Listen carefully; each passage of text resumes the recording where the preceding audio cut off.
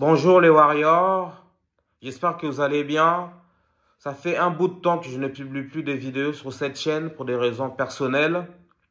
Aujourd'hui, on traite de la drépanocytose et on vous conseille, afin de vous permettre de bien vivre cette maladie chronique et de se sentir bien, de vivre comme une personne saine,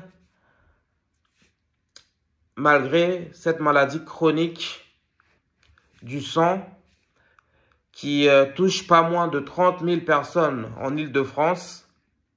Comme vous le savez, c'est une maladie des globules rouges. Il s'agit d'une malformation des globules rouges.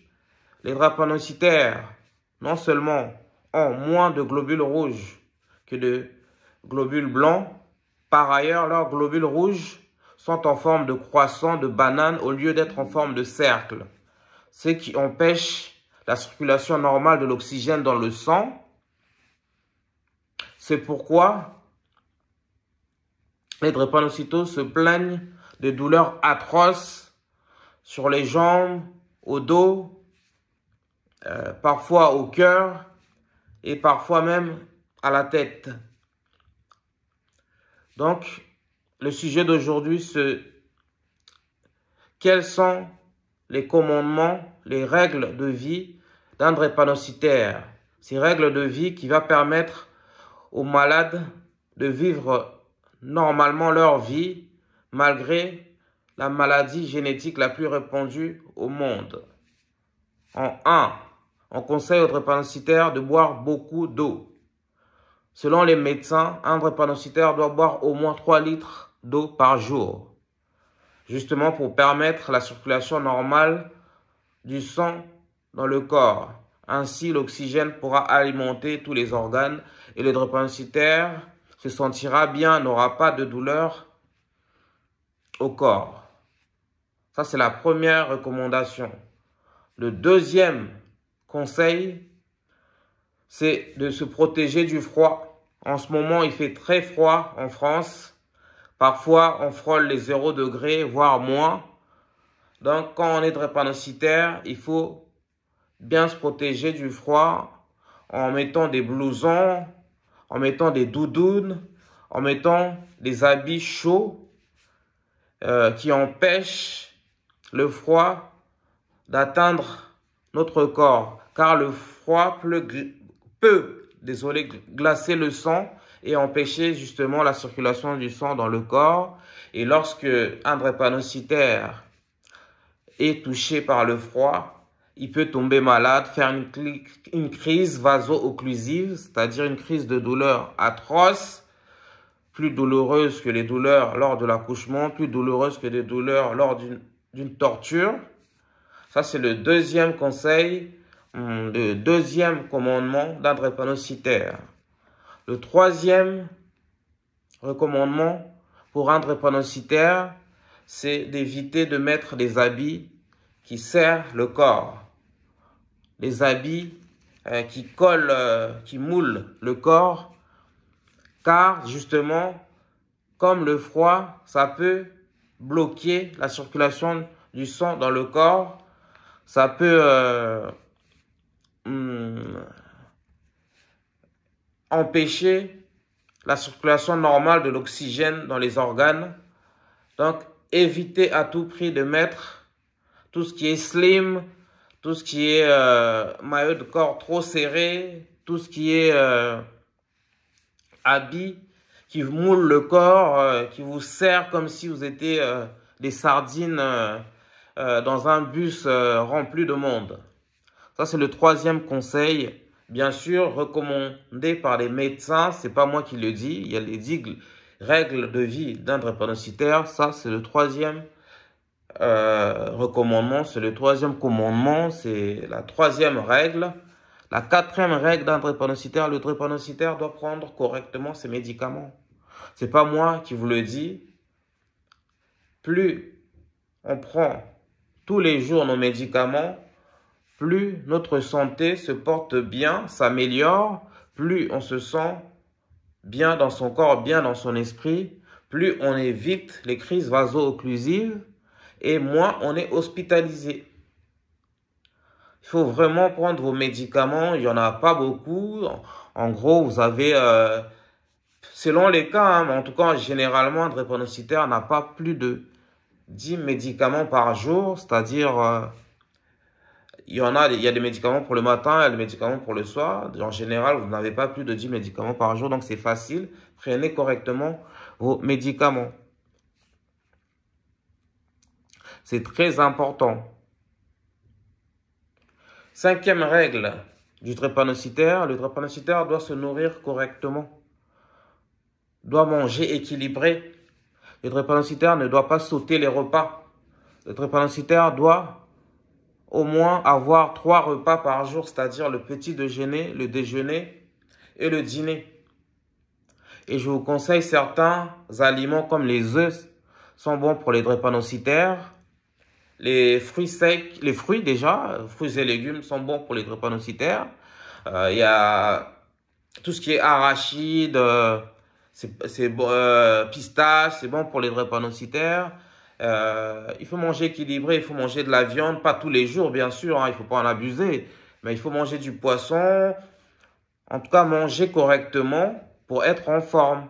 Justement parce que votre corps fabrique sans cesse des globules rouges. Et ça peut vous fatiguer, ça peut vous épuiser. Et si vous alimentez pas correctement, vous n'êtes pas en forme. Et cela, ça peut provoquer aussi des crises vaso-occlusives. Donc ça, c'est la 5e règle d'un drépanocytaire. C'est de s'alimenter, de se nourrir correctement, manger équilibré et, pour être en forme, être à l'aise et être bien dans ses baskets.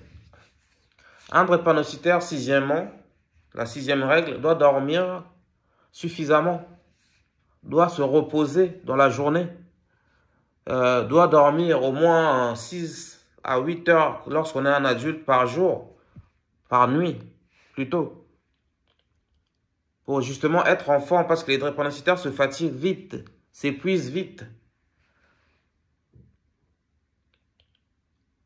Justement parce que les drépanocytaires ont un corps fragile. On a vu pourquoi précédemment. Ça, c'est la 6e règle. Dormir correctement la nuit, se reposer, faire des siestes la journée et éviter de s'épuiser, de faire des efforts inouïs. 7e règle du drépanocytaire, le drépanocytaire peut faire du sport, bien sûr, hein, mais le drépanocytaire ne peut pas faire du sport en compétition. Le drépanocytaire peut faire du sport en loisir, jouer au foot avec ses copains en bas de l'immeuble, ça c'est possible. Faire du ping-pong, moi personnellement j'aime beaucoup le ping-pong, jouer au ping-pong entre amis pour s'amuser, oui. Mais le drépanocytaire ne peut pas être un professionnel du sport. Parce qu'il se fatigue vite, il s'épuise. Et un drépanocytaire, si il veut concourir, par exemple, à un sport de haut niveau, par exemple à la boxe, il pourrait mourir sur un ring. Parce que ses poumons ne tiendront pas. Son corps ne tiendra pas. Donc, évitez de faire des sports en compétition. Ne devenez pas des professionnels du sport. Sauf cas rares.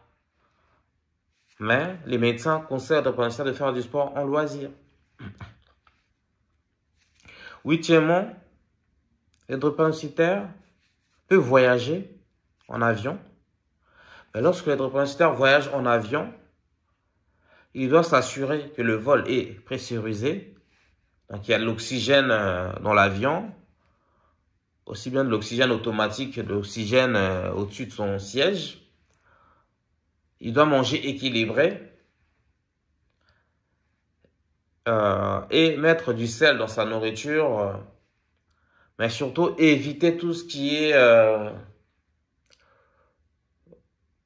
saut à élastique, éviter d'aller en hauteur en fait. Parce que plus on est en hauteur, moins on respire, on est oxygène. On a de l'oxygène correctement. On déconseille pas, les médecins ne déconseillent pas les vols en avion, mais il ne faut pas les multiplier. par exemple, un drépanocytaire, désolé, ne peut pas voyager tous les jours en avion. Il faut vraiment éviter tout ce qui est en aérien parce que ça diminue notre capacité à respirer correctement et ça empêche l'oxygène de circuler correctement dans le sang. Vous voyez ce que je veux dire, quoi. Ça, c'était la 8e règle d'un drépanocytaire. Lorsqu'on est drépanocytaire, on doit faire attention à tout. On doit faire attention à notre environnement. On doit faire attention à nos habitudes, à notre comportement. Donc, nous avons cité déjà 8 règles du drépanocytaire. Maintenant, on va voir la 9e règle d'un drépanocytaire. Le drépanocytaire doit absolument être suivi. Parce que le suivi, 9e règle, être suivi par un médecin pour surveiller justement comment se porte la maladie. Certes, il y a des avancées technologiques, il y a la recherche qui se développe, mais pour en bénéficier, encore faut-il aller chez le médecin. Encore faut-il avoir un médecin attitré, spécialiste de la drépanocytose, qui vous suit régulièrement, qui vous voit 2 fois, 3 fois, 4 fois par an, justement pour voir ce qui va, pour voir ce qui ne va pas, pour vous ausculter, pour vous analyser, pour analyser votre sang, pour voir si vos hémoglobines se portent bien et ont un bon taux. Donc, soyez suivis. Allez voir le médecin au moins 1 fois par trimestre.